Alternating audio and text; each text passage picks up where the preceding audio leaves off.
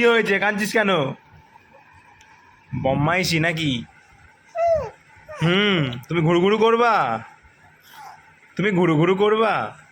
হ্যাঁ, তুমি ঘুরু ঘুরু করবা? রাস্তায় যাবে? রাস্তায়? তুমি রাস্তায় যাবে? তুমি রাস্তায় গিয়ে কি করবে? কাঁথাও? হ্যাঁ, এই তো।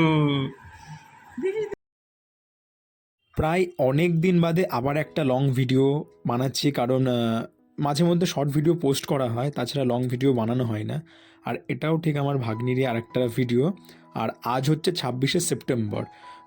আমার ভাগ্নির হচ্ছে মুখে প্রসাদ, আর এই ভিডিওটা কিন্তু দুর্গাপুজোর আগে করা, আর আমি পোস্ট করবো এখন। যাই হোক, কোনো কারণে এডিটিং এইসব করতে পারি, তাছাড়া পুজোর মার্কেট লেগেছিলো আর আমি দোকানে থাকি, তাই সময় পাইনি। তো তাহলে চলো শুরু করা যাক আজকের ভিডিও।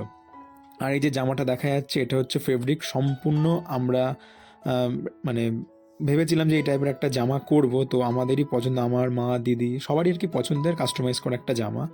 তারপর এই প্রথমবার পায়ের তোড়া, মালা, তারপর সব গয়নাগাটি আর কি পরবে প্রসাদের দিন যেহেতু।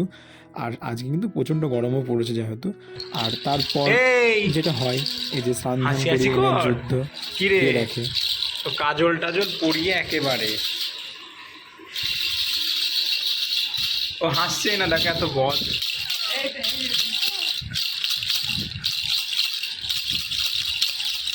ওই যে ওইটুকুনি হাসবে, ওর থেকে বেশি আর হাসবে না। ঘুম থেকে তুলে জোর করে স্নান করানো হয়েছে, খাওয়ানো হয়েছে, ওই জন্য ওর মুড অফ।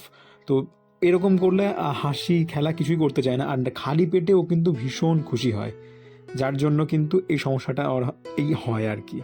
খালি পেটে ঘুরে বেড়াবে আর কি, আড্ডা মারো ওর সাথে, সব ঠিক আছে, কিন্তু খাওয়ালে কিংবা স্নান করানোর তুমি পরে লাল ব্যাস জামা মুড অফ পরেছো? করে বসে থাকবে। হ্যাঁ, আর তুমি লাল জামা পরেছো, মুখে হাত দিতে নেই। তুমি লাল জামা পরেছো, আব্বাই মুখে হাত দেয়। এ কুটু কুটু কুটু। তুমি লাল জামা পরেছো? হ্যাঁ, তুমি লাল পরেছো? লাল? তুমি লাল পরেছো? স্পল, তুমি লাল পরেছো? লাল? এই যে লাল জামা পরেছো, দেখি। ও বাবা, দেখি দেখি দেখি দেখি কেমন লাগে, তোমাকে একটু দেখাও, সবাইকে দেখিয়ে দাও কেমন লাগে, একটু দেখিয়ে দাও। হ্যাঁ, এই দেখ। খানিকক্ষণের মধ্যে যাই হোক জোর করে জামা সব কিছু পরানো হয়ে গেছে। আর এই যে এর ফাইনাল লুক, আর লাল টুকটুকে একটা টিপ পরিয়েছে। আর এই জামাটা পরে কেমন লাগছে অবশ্যই কিন্তু কমেন্টে জানাবে। তো জামাটা ফেব্রিকের কাজটা কিন্তু হয়েছে খুব সুন্দর, যে করেছে তার হাতের কাজ কিন্তু খুব নিখুঁত।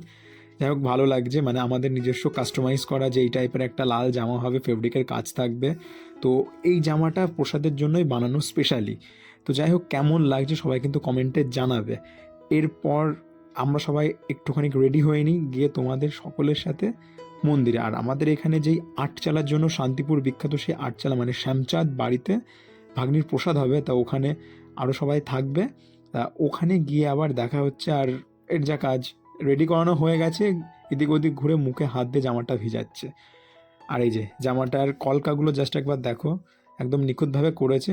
তো কেমন লাগছে কিন্তু বলবে, আর কিছু ছবি থাকলে পোস্ট করব।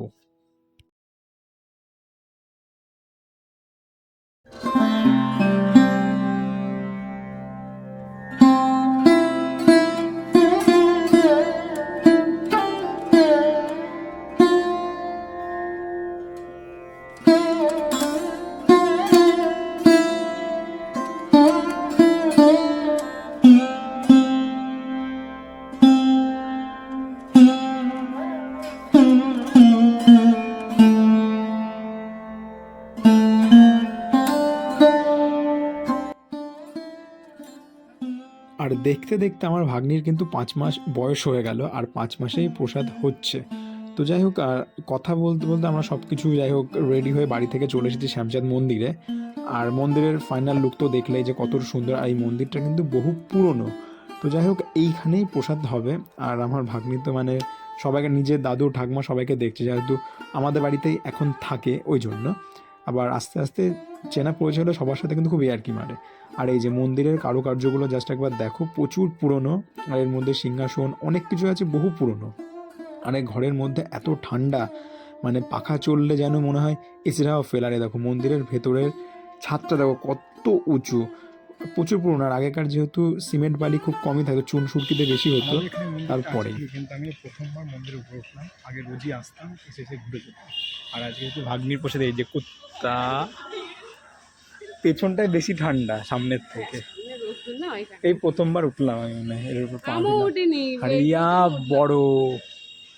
আর মন্দিরের মধ্যে না খুব সুন্দর ঠান্ডা। আর আজকে আমাদের পুচকের প্রসাদ, ওই জন্য আসা। আর এখানে টাইম দেওয়া রয়েছিল 12:30, মানে একটু বাদে ঠাকুরকে ভোগ দেবে, তারপরে প্রসাদ হবে। এই পাশে গেট দেওয়া রয়েছে।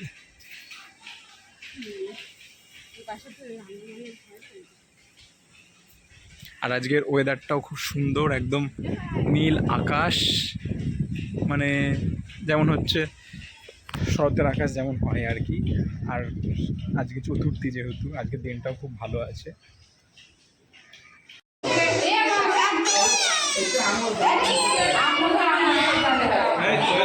এই তো